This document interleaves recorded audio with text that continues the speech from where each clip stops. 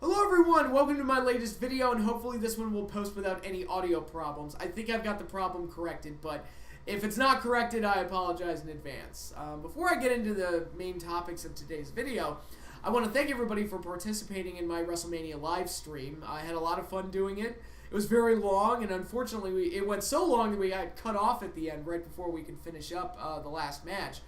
But I did have a lot of fun going back and rewatching those old matches and moments, both the good and the bad. And hopefully you all enjoyed it as well, because I'm going to be doing them. I'm going to try and do one every weekend. And we should get this done in 5 parts. So 5 weekends in a row, we should be able to wrap all this up. But again, we'll see if that actually goes the way I'm planning it. But yeah, the next one should be happening either Saturday or Sunday. Most likely Sunday, because Saturday I have to run a shitload of errands. But yeah, just come and join me on the live stream. We'll have a bunch of fun like we did last week. So it should be great. And I guess I should jump into some current events and some of the things that are going on in the world of pro wrestling right now. Mostly WWE, but before I jump into WWE, I want to talk about New Japan. I haven't really had a chance to talk about this. I mentioned it briefly on the live stream, but we have a new IWGP World Heavyweight Champion. He was crowned at New Beginning in Osaka, and he defeated Hiroshi Tanahashi to win the gold. That would be Jay White, the Switchblade, the gold standard of the Bullet Club now. This was a very interesting move. I didn't expect Jay White to win the title this soon. And I'm not necessarily opposed to him having the belt. Jay White, as some of you know who followed my channel, it took him a while to really win me over. I was not impressed with his performance at Wrestle Kingdom 12. And the first few months after adopting the Switchblade gimmick, it was like, he's not really clicking with me. But I think the Gedo heel turn and all of that drama within Chaos and him joining the Bullet Club and all that other stuff, I think that added a lot to Jay White's character. I think he's gotten slowly better and better as the months have gone on. And, you know, he's had some big matches with Tanahashi and got a huge victory against Okada at Wrestle Kingdom 13. A match that I think was arguably the match of the night. I thought it was a terrific match. So Jay White has certainly won me over in the last few months. Maybe not to the degree that I would expect him to win the world title, but with his push and the big programs he's had, he does feel like a major player. Now, the obvious way to assess this situation is that New Japan's trying to replace Kenny Omega by getting another Gaijin into that role, into that top spot.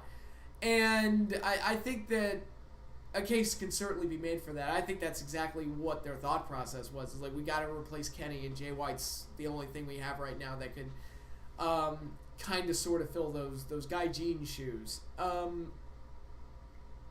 But at least they had built up Jay White. I mean, he did just get a huge win over Okada at Wrestle Kingdom, so it's not like he came. It's not like a Jinder Mahal situation where he came the fuck out of nowhere. They've been pushing Jay White for over a year now. I probably wouldn't have put the belt on him at New Beginning. I probably would have held off at least a few months, maybe have him win the New Japan Cup and then win the title. Because the New Japan Cup, unfortunately, has kind of become like a meaningless tournament, because I feel like whoever wins that tournament loses their title shot. I can't remember the New Japan Cup winner ever winning the IWGP World Heavyweight title, and I think it would have meant more if Jay White had won the New Japan Cup and then beat Tanahashi for the belt. And you could have had Gedo like cheating and helping him move all the way through the tournament, and then have him help cheat to beat Tanahashi, and then he's just mega heel. But it's, yeah, I probably would have held off a little bit longer before putting the belt on him. But, you know, I'm willing to give the guy a shot. I'm willing to give him a chance and see how he does. Like I said, he's gotten a lot better in the last few months, so maybe he can fill... I don't know, asking him to fill Kenny Omega's shoes is pretty big. But then again, I said, you know, when AJ and Nakamura left, I said, Naito and Omega are really going to have to step up and fill those shoes. And I thought Naito and Omega arguably did a better job than Nakamura and AJ did. So, who knows? Like, we'll never know. Or I guess we will find out as Jay White's title reign continues. I'm curious to see where this goes, to say the least. So, I'm willing to give Jay White a chance. I'm not necessarily in love with the idea of him being champion, but I'm willing to give it a shot. So, moving on from New Japan, let's talk about WWE, and I'm about to surprise you guys. I watched Elimination Chamber on Sunday, and get this, I might shock you guys. I actually really liked it. I enjoyed that show. That was a solid show from top to bottom. Very enjoyable. I was like, you know what? I kind of dug that. That was fun. I thought both chamber matches were solid. The women's tag team one was pretty much what you would expect out of a match like that with 12 competitors in it. It's going to be like a free-for-all car wreck. And that's pretty much what it was. But it was fun, and, we've got Bayley and Sasha as the new women's tag team champions.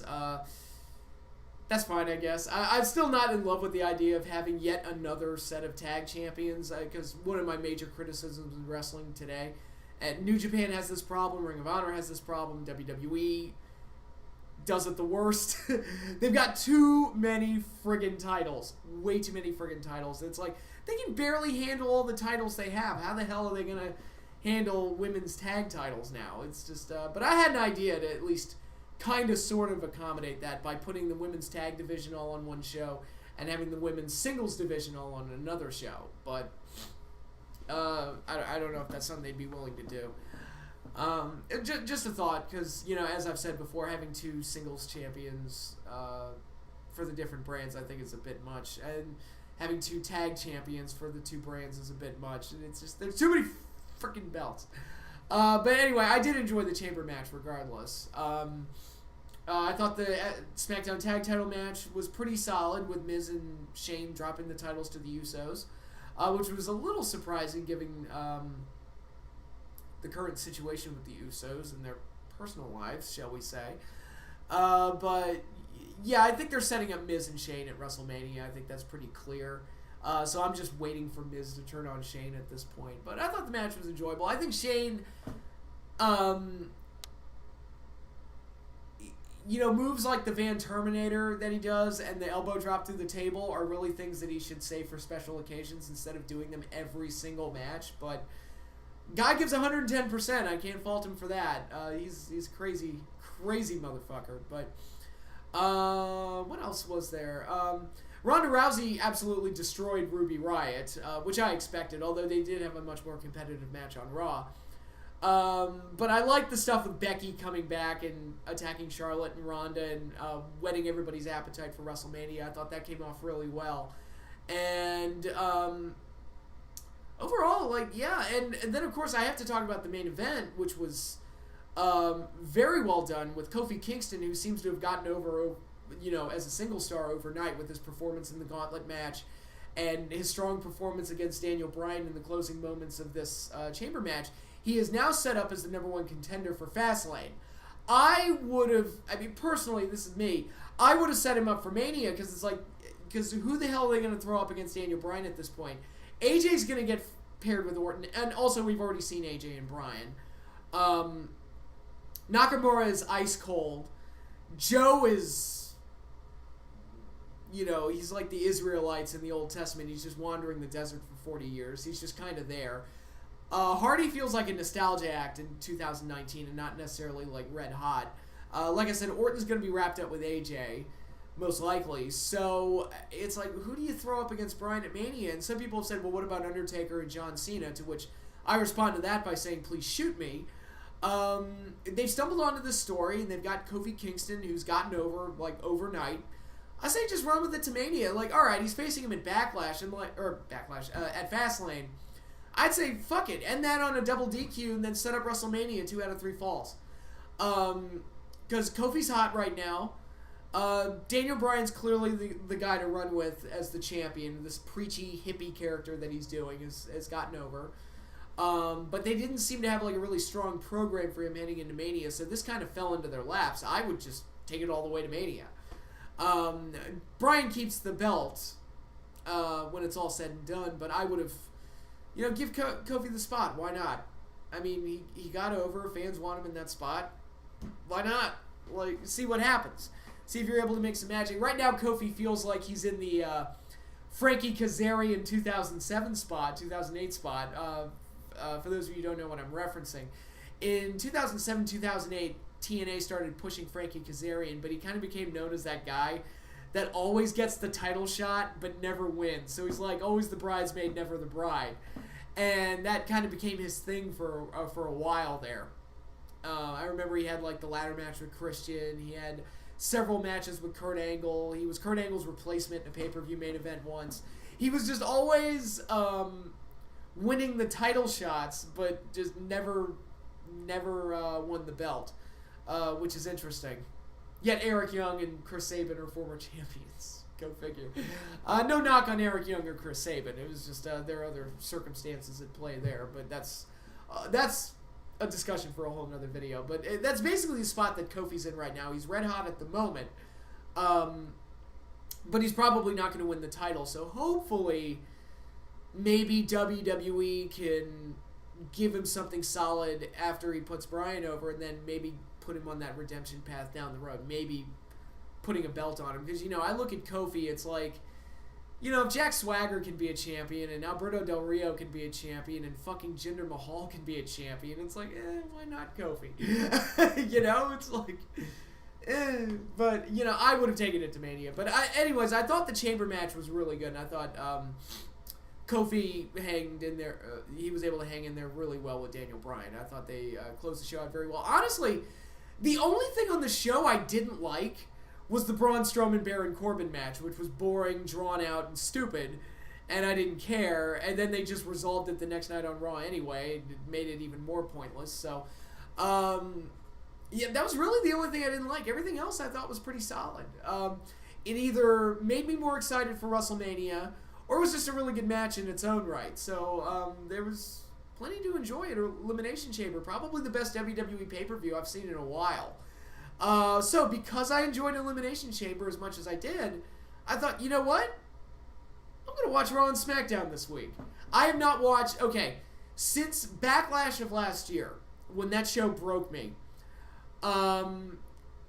since then I have watched one episode of Raw and one episode of SmackDown. That was the 1000th episode of SmackDown and the episode of Raw where Roman announced he had leukemia. Mainly I watched it just because I wanted to see that whole segment and see what everybody was talking about. But other than that, I have not watched any Raw or SmackDown. I did this week. I decided to watch Raw and SmackDown. I broke my streak of going without Raw and SmackDown. I watched them on Hulu, which is actually, they're a lot easier to digest when you watch them on Hulu, actually, because it's easy. You can fast forward if things are dragging, and the commercial breaks aren't as long. It's like it's a lot more digestible. It's easier to watch. That said, I didn't think either show was that great. There was just typical WWE formula stuff. Not necessarily terrible, but a lot of stuff dragged and nothing was developed in a way that was interesting. The only thing that really happened on Raw and SmackDown that was pretty cool were the NXT guys showing up. Ricochet, Aleister Black, and Tommaso Ciampa and Johnny Gargano. It was weird to see Tommaso Ciampa playing a face because I'm just used to him being a heel at this point. But, it was nice to get those guys exposure. I thought they performed admirably for the most part. I saw that spot with Sheamus and Ciampa on SmackDown where it was like, oh god, that looked like it could have been bad. But fortunately, it turns out both guys are okay. And such a simple thing as just Ciampa's knee hit Sheamus in the back and it looked like both of them got hurt on it. But apparently they're both okay, which is great. Good to hear. But I thought the NXT guys did really, really well. And now I'm wondering, okay, can we expect them to be the next major call-ups, post-WrestleMania? Was this like a trial run to see how they would perform on the main roster? And for the most part, I thought they did all right. The DIY members, which it's really weird seeing Ciampa and Gargano team up, especially after Gargano said on a recent episode of NXT that's like, we're not partners, I came out on the stage just to show off I want a belt too, or whatever. But, it's if you take it as just kind of like a trial run for them on the main roster, I thought overall it turned out well, but then again, people move up to the main roster and you think, immediately your brain goes, how long is this going to last, and how long is it going to take before WWE messes them up? I mean, look what they've done to Elias, and Elias is a guy that they liked. They liked Elias, and now he's a heel again for some reason, and I don't know what's going on there. So yeah, I did finally decide to watch Raw or SmackDown, and I didn't think either show was really that great, outside of the NXT guys, who, and again, you know, Revival versus DIY, Revival versus DIY wasn't like the runaway hit that their NXT matches were or anything like that, but again, it's like a showcase for the guys and giving them some exposure on the main roster. I thought the matches worked for that, but yeah, so Raw and SmackDown were just kind of blah shows coming out of Elimination Chamber, but I'm going to try and watch both shows at least heading into WrestleMania just to see if they do something to grab my interest or something to hold my interest. And you know, it's WrestleMania season, so I guess I should stay up to date on all the things that are going on WWE programming. But yeah, so we'll see how that goes. I'm going to be back into the Raw and SmackDown game. Maybe not live on Monday and Tuesday nights, but when they start airing on Hulu, you know, like the next day or something, I'll probably watch it then. Just because, again, it's just easier to watch it that way. But yeah, that's all I have for you now. Thank you all for watching. Hopefully the audio held up. And stay tuned for more, because I'm going to have another live stream for you guys this weekend. Again, most likely Sunday, maybe Saturday, depending on how my schedule works out. But that is all I have for you now. Enjoy the rest of your week, and I'll see you all later.